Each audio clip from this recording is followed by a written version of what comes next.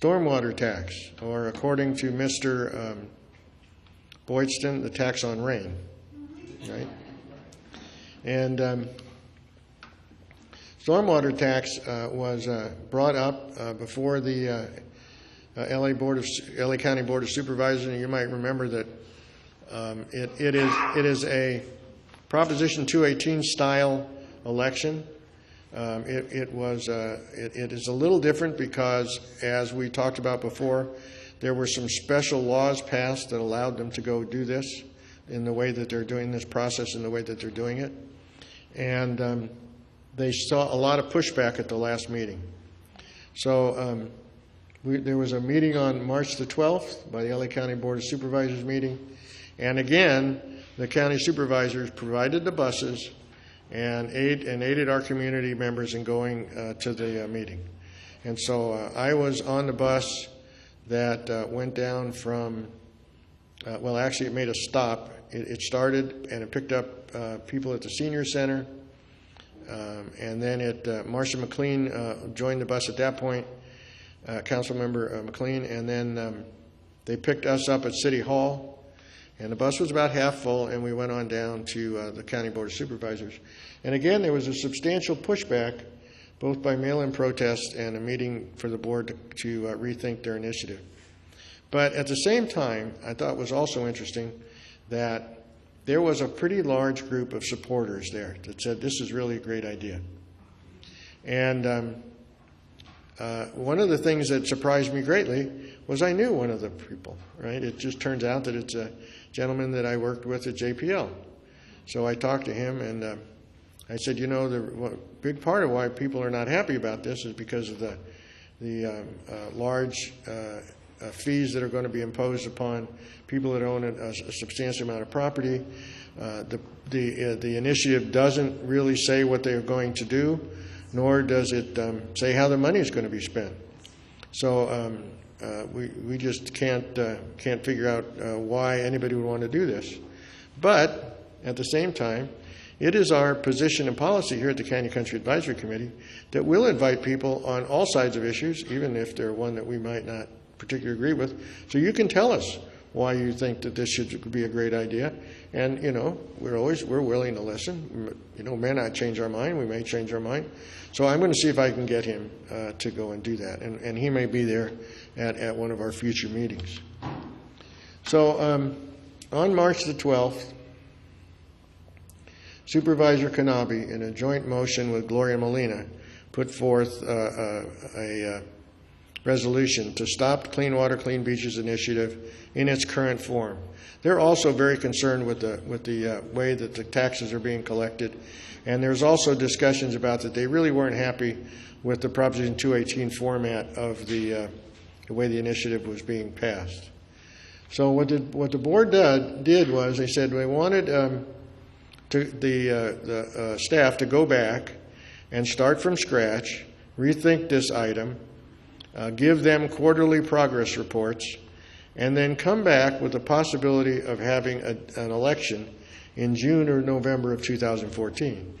And depending upon, you know, which way they want to do it, this might be a bond issue, whatever it's going to be. I don't know what's going to happen. But one thing that you have to know for sure is that it's not over. It's coming back. So we need to go look, continue. Don't think that because supervisors put this off on March 12th that we don't have to think about it anymore. This is coming back, and we'll need to follow it because it means a lot of money out of our area. When we think about it, when it's coming back, and maybe it's just the way politicians talk. And here it is, Don Kanabe says, while I have long supported efforts to ensure clean water and beaches, I'm against this. And so this is one of the things that he said, I must start over. Our stormwater is exasperated by the expensive and often unrealistic demands placed on us by the Regional Water Quality Board. Wait a minute, weren't we just talking about those guys? And so anyway, the stormwater stuff is a discussion about the permit that LA County has for stormwater release into whatever drain system that they're using. Now, you've heard this before, but I'm going to say it one more time, because whenever we get into this discussion, some of the people will say, and if you watch the council meeting from the last council meeting, Lorraine says, well, this is a federal law.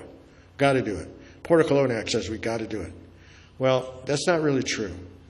What the Clean Water Act says is that you have to account for maintaining your navigable waterways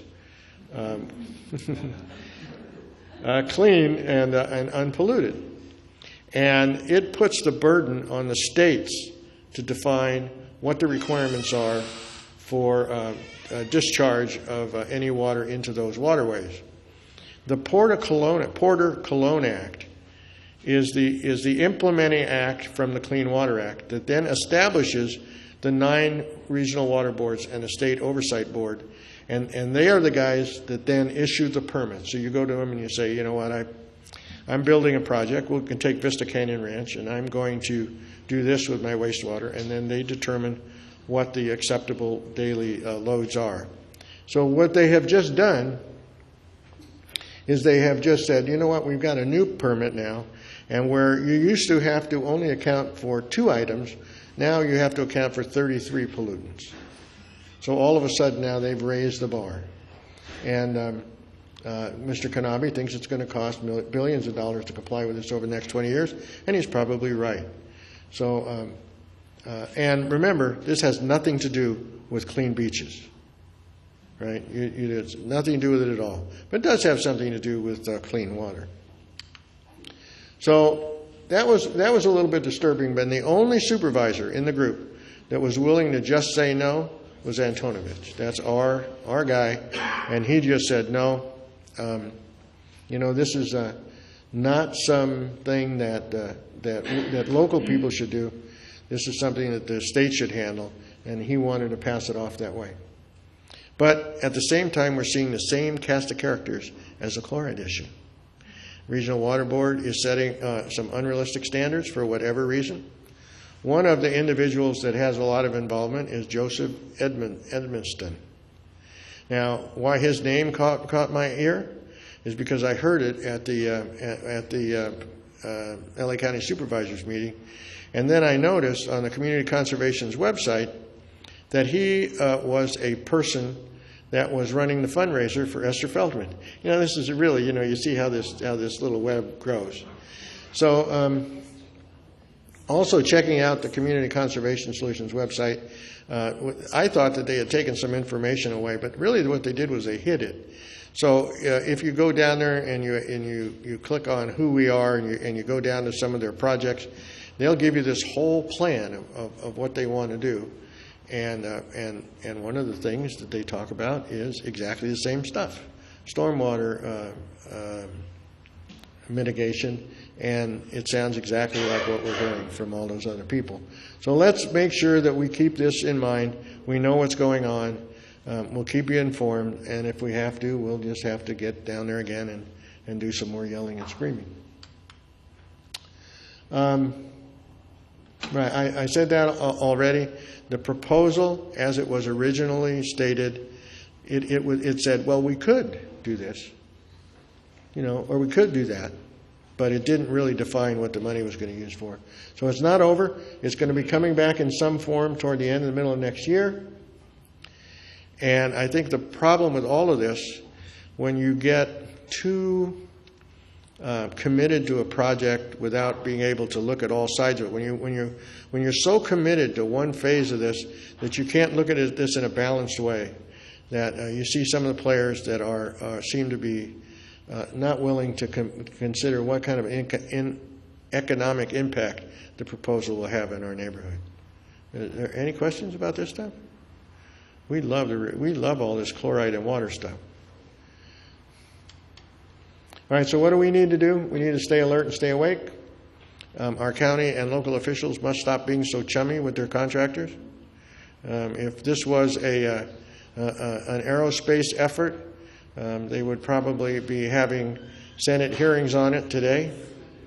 And we must start lobbying for changes in the Port of Cologne Act in order to restructure it so the water board's methodologies and lack of, and so that it gives some accountability to the voters. Because if the voters don't have any say in the matter, even though we went up and we talked to the water board guys, and the water board guys seem that they're pretty responsive, or they're willing to listen to a good argument. Still, if the people that are making these decisions for us have no accountability to the voters, that's a modern day form of taxation without representation. We have the little gods that say, this is going to happen, and that's all we're in.